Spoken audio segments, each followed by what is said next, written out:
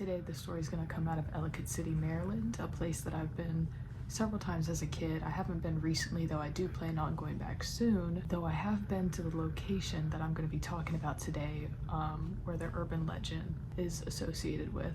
I didn't have any spooky experiences personally, and I did go during the day with my family, so it wasn't like, you know, I was stirring anything up to really get a reaction out of anything that might have been there, but I did know loosely some of the context of the location.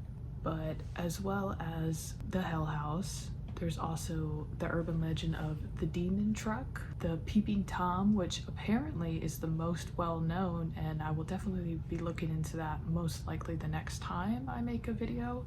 But as I said, today we're going to be talking about the Hell House, which is the ruins of St. Mary's College. This comes from the Reddit stories under No Sleep, and the name is Assassins. Hell House, Ellicott City, Maryland. Before I get into my personal account, I'd like to give some background on the location my story takes place.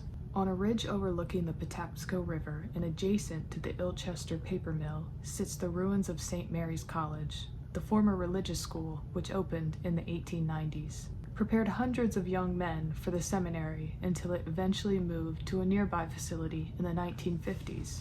After closing its doors in the 1950s, the desolate school, located in the seemingly non-existent town of Ilchester, quickly became a haven for local teenagers to explore and deface. Ghost stories and urban legends began to spread throughout the area about the location and its supposed ill-intended religious practices. Over time, nearby residents began to refer to it as Hell House. Hell House remained mostly intact for several decades, until a mysterious fire destroyed a large portion of the property in November 1997. The result was even more haunting, as a crumbled and charred red brick building with shattered windows and ubiquitous graffiti now set ominously on the hill. Over time, word spread of the haunted school and the visitors began to come in droves. The property owner then attempted to deter these trespassers with guard dogs and local police. Today, only rubble remains. The last of the standing structures were knocked down in the mid-2000s. However, several sets of staircases leading up to the school are still intact, giving the wooded ruins an eerie, hair-raising atmosphere.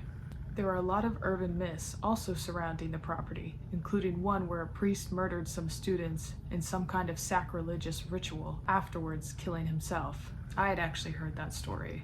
That was the bit of context I had as a kid. I have heard, though, that people used to go up to the property in the 70s and 80s and do some kind of satanic rituals, or something of that nature.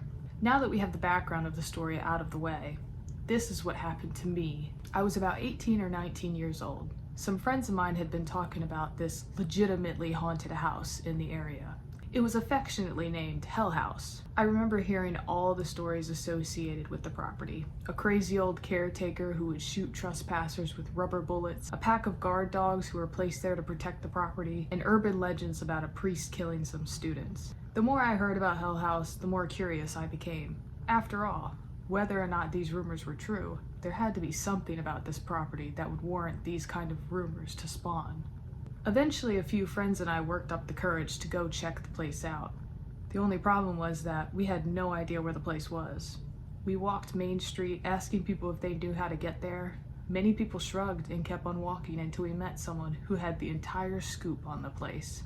There was a small alcove near a coffee shop where some of the local hipster-type folks would waste their Friday and Saturday nights. The perimeter of the alcove was lined with benches that sat on the cobblestone sidewalk. We asked the group, "Do any of you guys know where we can find Hell House?"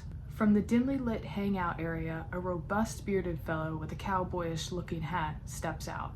"Yeah, I know where it is. I've been up there a few times. I'll take you. Where's your car?" he said. We head to the car with this guy. It was probably a bad idea to be putting this stranger in the car with us, but we were young and stupid.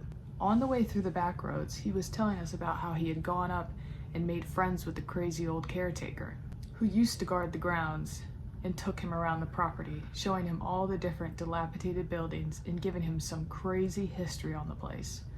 What luck!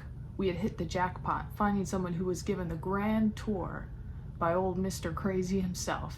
He assured us that the caretaker was no longer on the property, Apparently there was some kind of incident where he critically injured a trespasser and had been charged with assault and battery with intent to murder. We arrive in an empty gravel parking area. Ronnie says, "We'll have to park here.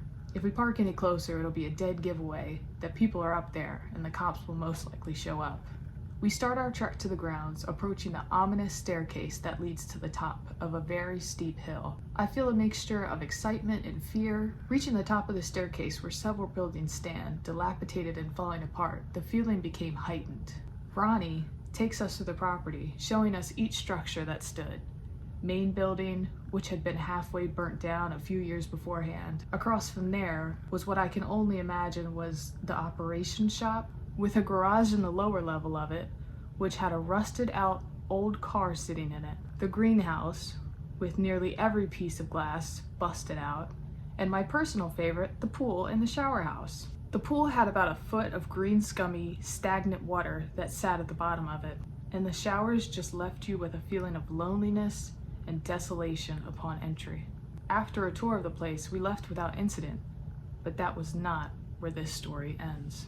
About a week later, I returned to Hell House with about 9 or 10 people to do a little exploring. We had just gotten up the creepy staircase and we were standing in front of the main building when we heard a loud, low, growling, demonic sounding voice that came from all angles like surround sound. I froze up at first, shocked by what I was hearing. The voice spoke a few sentences, although the words being spoken were unrecognizable. Once the growling stopped, we all kind of just looked at each other and chalked it up to someone messing with us. I know now, and I think I even knew then, that it was not just someone messing around. We continue our journey, experiencing no more disembodied voices or anything else out of the ordinary, and eventually leave. Visiting Hell House had become something we would do from time to time. Even though we'd seen everything to see there was something about it that kept drawing us back. Me especially, for some reason. A few weeks after the demonic sounding voice had growled at us out of thin air, I took my girlfriend, at the time, up there to explore. We head up to the main path, past the greenhouses, to see the pool. My girlfriend stops in her tracks. "What's wrong? Come on," I said. She slowly and reluctantly starts to walk towards me. A few more steps later, she stops again, turns around, and begins to walk the opposite direction, quickly. "Come on," I say again. To which she replies, "She doesn't want us here. We have to leave." At this point, I'm convinced that she just got spooked. I say, "Don't be silly. There's nothing here." And her again responding with, "She doesn't want us here." Only a little more stern this time. She is adamant about leaving, so I say, "Okay, we can leave." We are walking off the grounds when my girlfriend falls down on her hands and knees as if she had tripped. I ask her if she's okay and help her up. "Yeah, I'm okay," she says as I help her up. A few more steps and she falls again. She gets up and shouts into the dark night which surrounded us, "I'm leaving!" Again she falls. At this point I help her up and take her arm in mine. Every few steps she's being violently shoved with a massive amount of force, almost making me fall down with her. We finally get off the property, at which point I let go of her arm, thinking she is safe now. She gets shoved once more, making her yell out at whatever was doing this to her. "I'm leaving! What do you want?" As we round the bottom of the hill Hell House sits on top of, my girlfriend screams out, "He's coming!" and takes off running. Just after that, I hear footsteps running towards the edge of the hill. Needless to say, I followed suit and took off behind her. That was the last time I ever visited Hell House. When we got home, I was asking what was going on up there. My girlfriend told me she was getting visions and feeling senses she had never experienced before. Whatever was pushing her was the victim of a violent essay and murder that occurred there, and whoever it was that committed this heinous act was still up there with her, which is what I assume chased us off the property. Whenever I tell this story, I always follow up with, "I don't expect anyone to believe me, but it's what happened." Please like, comment, subscribe, share. Bye.